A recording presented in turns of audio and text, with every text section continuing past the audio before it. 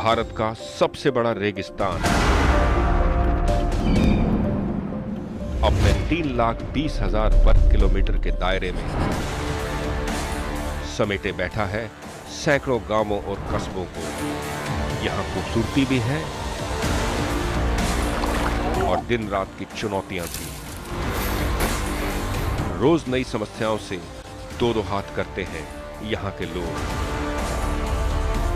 पर हिम्मत के साथ और मुस्कुराकर।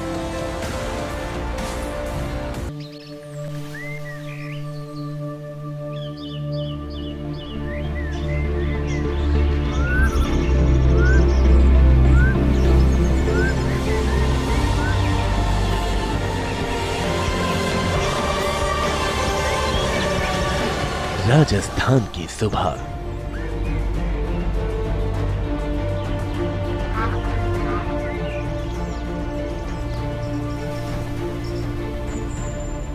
यहाँ एक तरफ है शांति और खूबसूरती,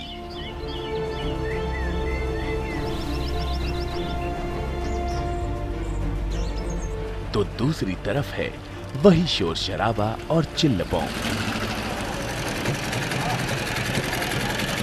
जो देश के हर शहर की पहचान बन चुके हैं। इन सब से राजस्थान भी अछूता नहीं है।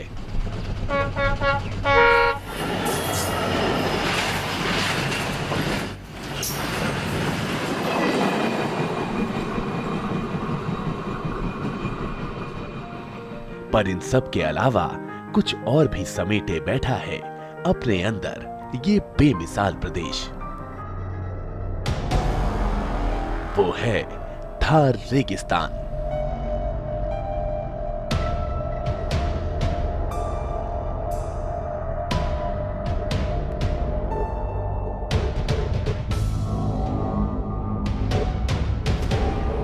भारत का सबसे बड़ा रेगिस्तान।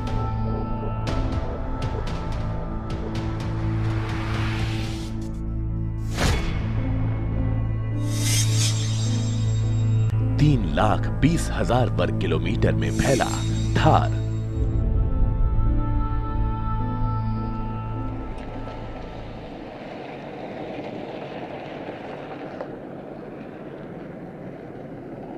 और इस थार में ही बसे हैं कितने ही छोटे बड़े शहर, कस्बे और गांव।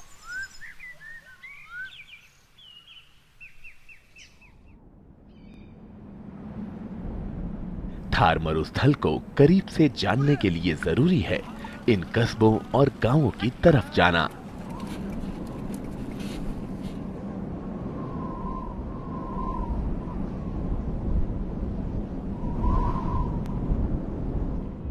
मीलों मीलों तक फैले रेत के टीलों के बीच जिंदगी कैसे गुजारी जाती है वो यहीं आकर पता चलता है।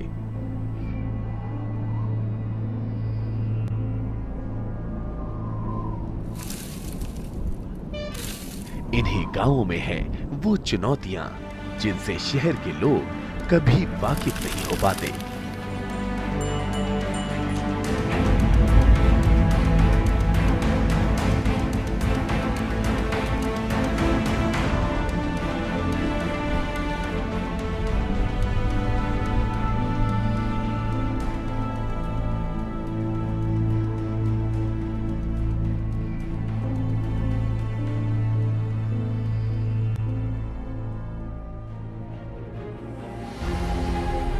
पांच 500 से ज्यादा साल हो गए हैं बीकानेर को बसे हुए।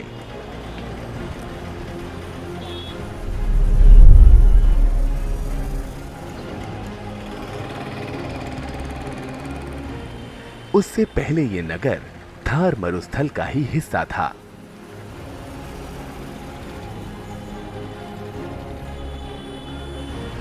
पहली नजर में बीकानेर किसी और शहर जैसा ही दिखेगा। हाँ, जूनागढ़ का ये महल जरूर आकर्षण का एक बड़ा केंद्र है।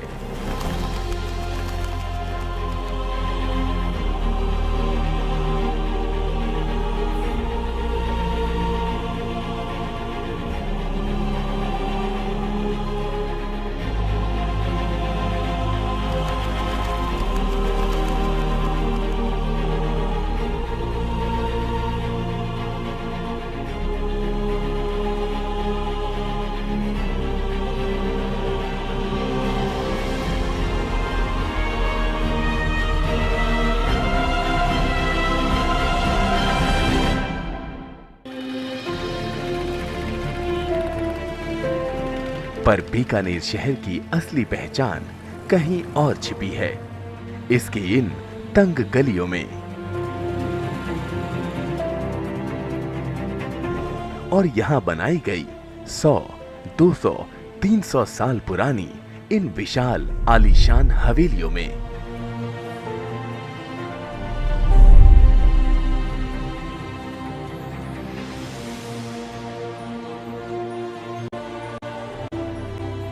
ऐसी 1000 से ज्यादा हवेलियां यहाँ मौजूद हैं और ज्यादातर वीरान पड़ी हैं। शायद थार रेगिस्तान की प्रचंडता को इनमें रहने वाले लोग झेल नहीं पाए और चले गए इन हवेलियों को छोड़कर बड़े शहरों की तरफ।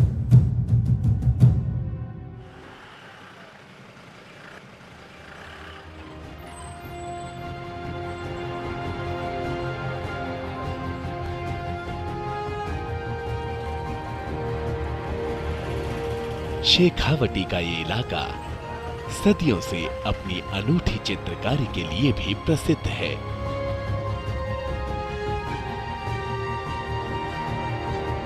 इन हवेलियों में आज भी जिंदा हैं न मालूम कितने गुमनाम चित्रकारों की ये कलाकृतियां। बेरंग रेत में रंगों की ये महफिल कुछ और ही दास्तां बयां करती है। कैसा रहा होगा बीकानेर 500 साल पहले, ये जानना मुश्किल नहीं है। इस शहर के 100 किलोमीटर के दायरे में ऐसे कितने ही गांव हैं जो थार रेगिस्तान के आगोश में जिंदा हैं।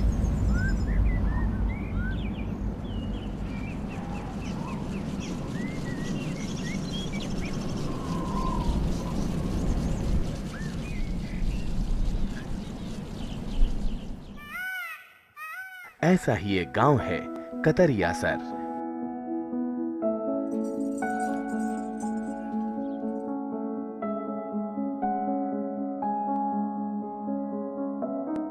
तीन 300 परिवारों का कतरियासर।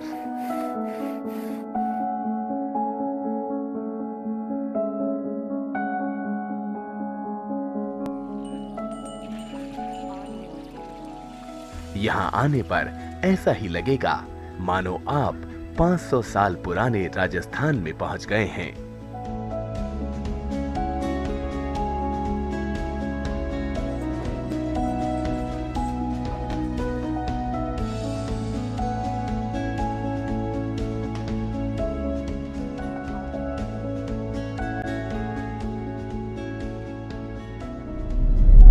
दूर दूर तक फैले रेत के टीले,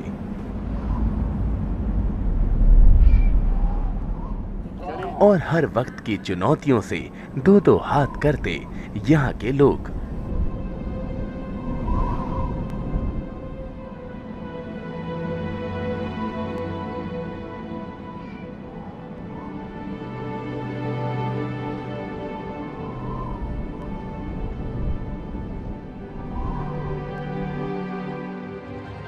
अब एक वो सवाल जिसका सही जवाब हम में से शायद किसी के पास नहीं है। क्या थार रेगिस्तान फैल रहा है?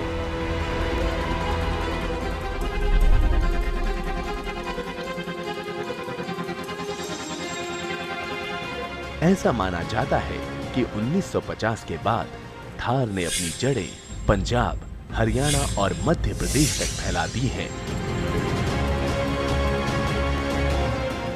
अगर ये सही है तो एक बात तो तय है, कभी ना कभी कई और बड़े शहरों को मरुस्थल की रेत अपने कब्जे में ले लेगी। इस प्रक्रिया में ग्लोबल वार्मिंग रेगिस्तान की सबसे बड़ी सहायक साबित होगी।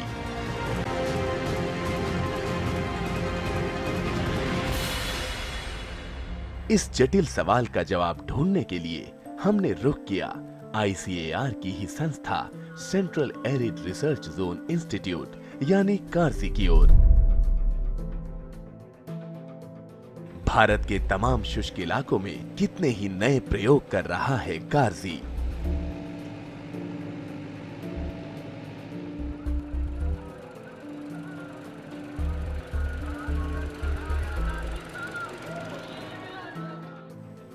थार रेगिस्तान के बढ़ते कदमों को कैसे रोका जाए, इसके लिए कारजी के वैज्ञानिकों ने बहुत काम किया है।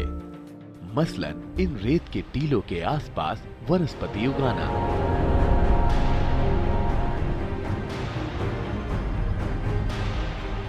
और इसके लिए गांव वालों को भी प्रोत्साहित करना।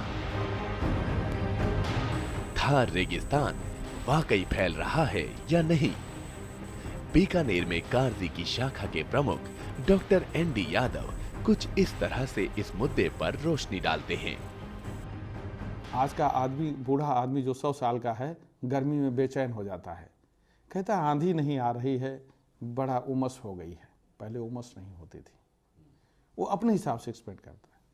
जो जियोलॉजिस्ट हैं वो अपने हिसाब से कहते हैं कि ये चीज़ें यहाँ मिल रही हैं, इसका मतलब कि Thar is coming here, Haryana की तरफ बढ़ रहा है या दिल्ली की तरफ बढ़ रहा है। एक एग्रीकल्चर साइंटिस्ट होने के नाते और जो फॉरेस्टर हैं या एग्रीकल्चर साइंटिस्ट हैं वो कहते नहीं, ये बढ़ नहीं रहा है, ये रुक चुका है।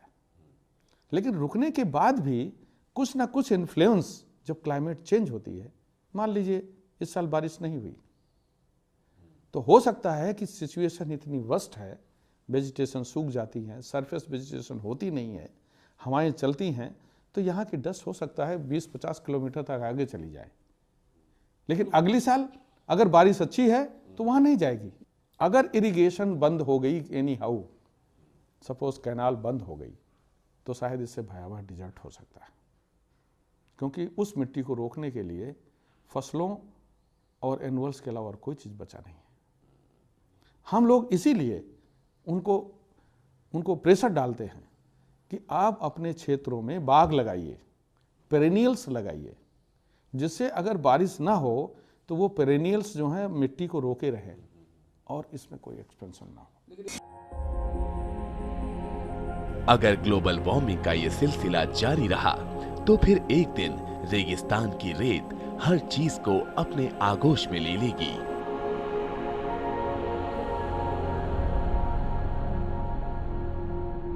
इसका एक छोटा सा नमूना दिख रहा है इस सड़क पर।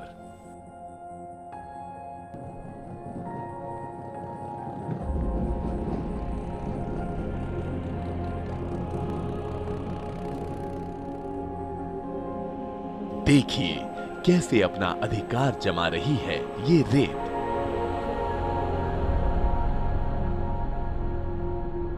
अगर इसकी चले तो ये सड़क के अस्तित्व को ही मिटा दे,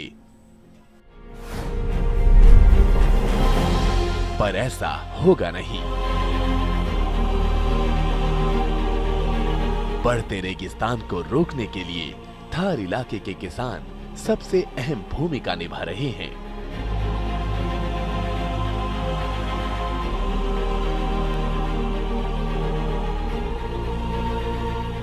जैसा कि डॉक्टर यादव बताते हैं, हम लोग जो भी रिसर्च कर रहे हैं वो हम किसानों के साथ भी करते हैं। जब हमारी टेक्निक निकल जाती है तो हम किसानों को सबसे पहले, हमारे गांव लिए गए हैं, 13 गांव हमने लिया है MGMG प्रोग्राम में अभी, और 2 और 1 गांव हम पहले हमेशा रखते थे। दूसरा, ट्रेनिंग देते हैं हम यहाँ। हमारे यहाँ अभी 4 ट्रेनिंग हो चुकी है, 6 ट्रेनिंग अभी और होनी है। और हम फार्मर्स को, सिलेक्टेड फार्मर्स को बुलाते हैं गांव से, 25 और 30 किसानों को, और 2 दिन की उनको पर्टिकुलर टॉपिक पर ट्रेनिंग देते हैं। वर्कशॉप की तरह नहीं, ट्रेनिंग पढ़ाते हैं। पूरा हमारे साइंटिस्ट आते हैं, यूनिवर्सिटी से साइंटिस्ट हम बुलाते हैं, और उन पर हर एक टॉपिक पर उनको 1 घंटे का लेक्चर दे के पढ़ाते हैं, और बाद में उनको इवेल्युएट करते हैं कि तुम्हें कुछ सीखा कि नहीं, और बाद में मॉनिटरिंग भी करते हैं कि उन्होंने अपने खेत में कैसे कार्य किया।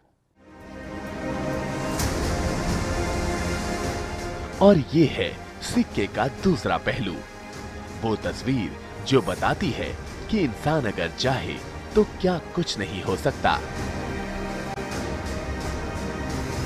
देखिए थार मरुस्थल के किसानों ने कैसे वश में कर लिया है रेत के इन टीलों को।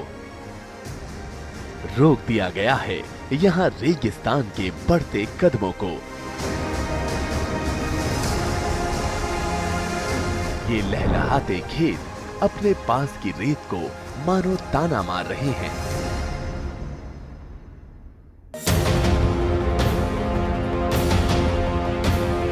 कहानी अभी खत्म नहीं हुई है।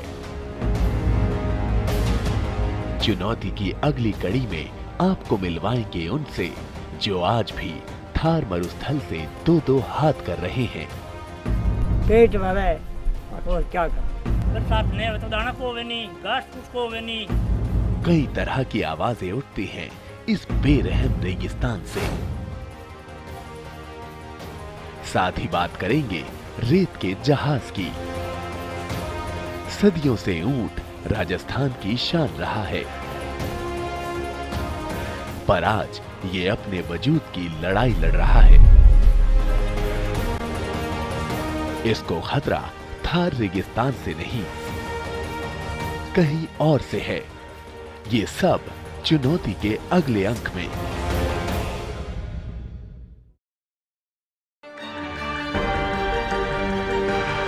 कहां चलेगी शीतलहर, कहां पड़ेगी बर्फ,